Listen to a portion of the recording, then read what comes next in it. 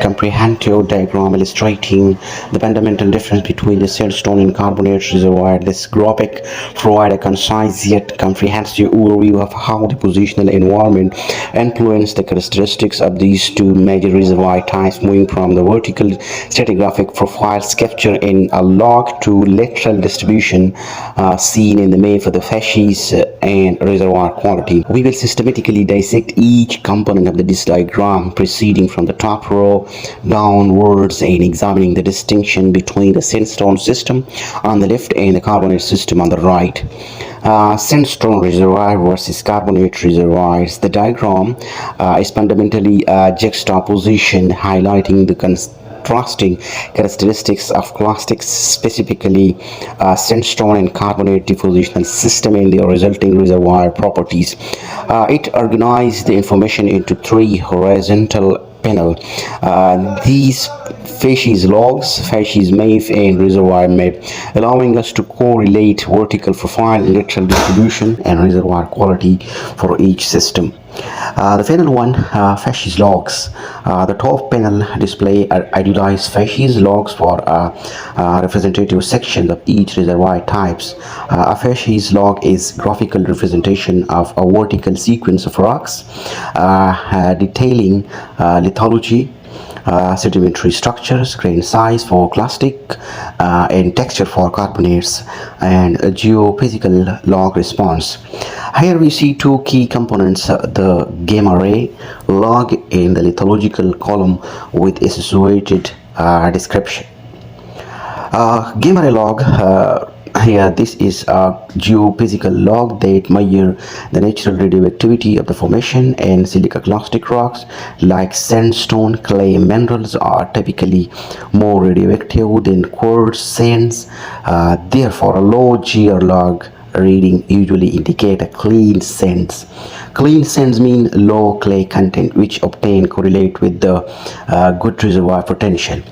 Conversely, a high gamma ray reading suggests a higher proportion of a shale or clay, indicating poor reservoir quality. And a sandstone log observe the fluctuating GR curve. Lower GR values coincide with the coarser grain, cleaner sand intervals, while higher GR or gamma ray logs values corresponds to finer grain or more argillaceous layer. This type of blocky or fining upward sequence or coursing upward pattern in the GR log reflect the staking of depositional unit with the varying clay content and represent the sequence stratigraphy as well. In the carbonate log, the GR log response in carbonate is less straightforward. The reason is the carbonate themselves, limestone, dolomite, are generally not very radioactive as compared to clastic rocks. Radioactivity and carbonates obtained comes from detrital clay washed into the carbonate depositional setting, or from radioactive elements substituting within the carbonate minerals themselves, or concentrated and accessory minerals like phosphate or organic matter. A high GR spikes might indicate a shale layer or a significant argillaceous component within the carbonate sequence. Other hand, pebble carbonate tends to have low GR values, similar to clean sandstone. The patterns here are generally less variable than in the sandstone example, suggesting less fluctuating in the detrital input or a significant clay-rich layer within the shown carbonate sequence, except for a minor increase in the upper part, which correlate with the different lithology here. The lithology column on the other side, this column uses standard geological samples to represent the rock types encountering in the vertical sections. In the sandstone log, we see symbols of sandstone dots or dots present, shale, mudstone dashes are present, and potentially sandstone dots and dashes both represent the sandstone. The variation in the dot size within the sandstone interval likely represent here changes in the grain size courses to find a further downward sequence. The diagram explicitly label here sand size, which larger dots indicate coarser grains, clean, well-sorted sandstone, or obtain the primary or reservoir rocks in the clastic system. In the carbonate system or the carbonate log, this column shows different lithologies commonly found in carbonate environment, such as mudstone, wakestone, fine matrix with the scattered grains representing by the dot textures, mud dominant textures, fakestone to grindstone, grain supported rocks represented by larger circular grains in grain supported textures or grain dominated textures, and potentially more crystalline or moundstone textures represented by the brick like patterns, possibly indicating a ripple or a cemented interval. And fine grain carbonate mud blocky patterns, the diagram label these columns litho and indicates textures, which is crucial in carbonate. Unlike sandstone, where grain size and sorting are primary controls in the porosity and permeability as well, and carbonate textures, grain versus metric support, presence of mud, Dunham classification, and post-depositional processes, diagenesis, cementation, dissolution, fracturing are paramounts for creating porosity and permeability. The pink layer might represent evaporite like anhydrite or the adjusting obtain impermeable carbonate lithology. Then come to the panel 2 or the second panel, Facies math. The middle panel present panel view math illustrating the lateral distribution of different depositional facies. Facies math are essential for understanding the geometry and connectivity of the reservoir rocks within the depositional system. Sandstone facies math in this diagram, this map, despite a clastic shoreline environment, or we see distinct depositional elements. Facies maps are essential for understanding the geometry and connectivity of reservoir rock within a depositional system. Sandstone facies map, this map, despite a clastic shoreline environment, we see distinct depositional element such as beach. Beach typically represent high energy environment where waves rework sand, leading to well sorted clean sand deposits. These are obtain excellent reservoir facies. On the other hand, barrier iceland elongate sand bodies parallel to the shoreline, obtain refrain from the main land by a lagoon. Barrier iceland comprise various sub-environment such as beach, dune, shore face, bake barriers, which yield different sandy sand bodies, geometries and qualities. They are primary target for hydrocarbon exploration as well. The geometry here suggests coastal setting with a barrier iceland and associated beach environment, likely progressing or transgressing over time to create the vertical sequence shown in the log. On the other hand, carbonate facies, this map illustrates a clastic carbonate platform or ramp environment, moving from restricted coastal condition to open marine, where observe several distinct facies built here. Sabkhas, a coastal evaporite or evaporatic plate obtained characterized by fine grained sediments and evaporite minerals, typically with a poor reservoir quality due to fine grain size, abundant mud, and obtained cemented by evaporite, which is discussed. Lagoon, a restricted body of water behind a barrier, like a shoal or a reef. Sediments are typically fine grain mud and wakestone obtained, which with a limited circulations here. Reservoir quality is generally poor to fair due to high mud content, and shoal are built off of a skeletal or oolitic grains in higher energy settings, very agitated. Shoals are analogous to sand beaches. barrier islands in terms of energy and potential for good sorting and grain support, leading to potential excellent reservoir quality, grain stone and pack stone. Open marine, deep water environment beyond the shoal or a reef barrier, sedimentation is obtained dominated by finer grains, marine pelagic materials, leading to mudstone and wakestone. Reservoir quality is generally poor unless fractured. On the other side, when we go deep into the basin, the deepest part of that system, receiving fine grained sediments and potential organic matter, typically for reservoir quality as well. The arrangement of these facies belt is typically parallel to paleo-shoreline or platform margins, reflecting decreased energy and increasing water depth of shore environment.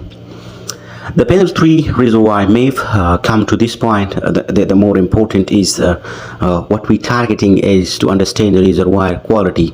To the bottom of panel, translating the understanding of facies distribution into the map of the reservoir quality. Reservoir quality is a measure of rock ability to store and transmit fluids. Typical definition of a reservoir, primarily controlled by porosity, storage spaces, and permeability, connectivity of the pore spaces. The map uses a color scale to indicate quality, where good yellow and good lighter yellow, fair or orange ash color, and bad quality gray color.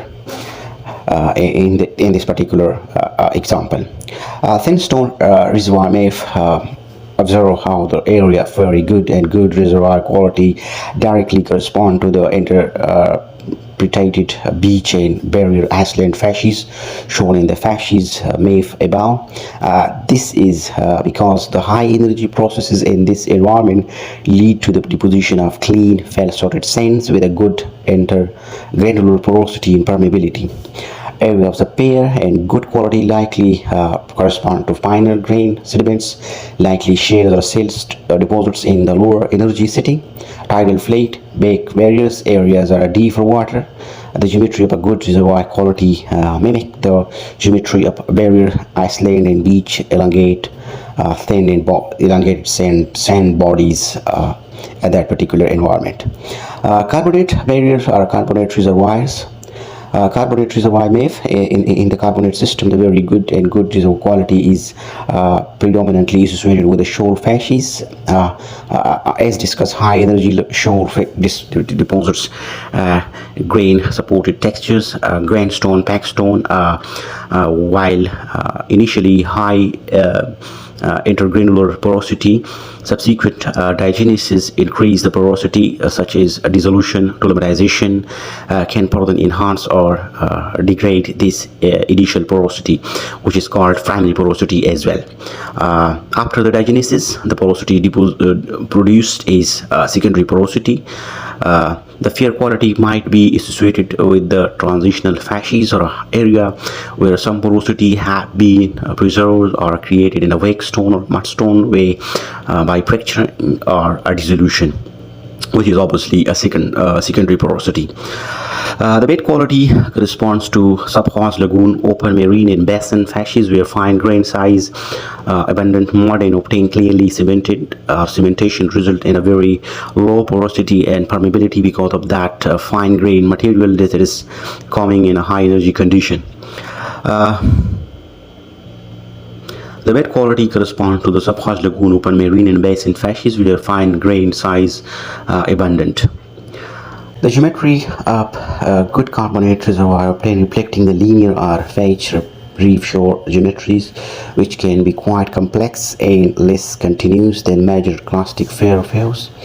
Not the contrast in connectivity. The sandstone system shows relatively continuous and fairways, while the carbonate shoals appear as more discrete bodies through potentially interconnected and complex ways not fully displayed here. So synthesis key differences and takeaways. This diagram effectively highlight the fundamental controls on reservoir development in these two systems. For example, when take use the sandstone reservoir quality is primarily controlled by depositional processes. That's why we must study the sedimentology of that reservoir along the basin, laterally studies those sand bodies and their heterogeneities and homogeneities that influence grain size. For example, different grain size, sorting of that depositional sitting sediments and clay content and that sand bodies which is deposited and different environment. High energy environment typically yield best reservoir. The porosity is primarily intergranular and they are best reservoir.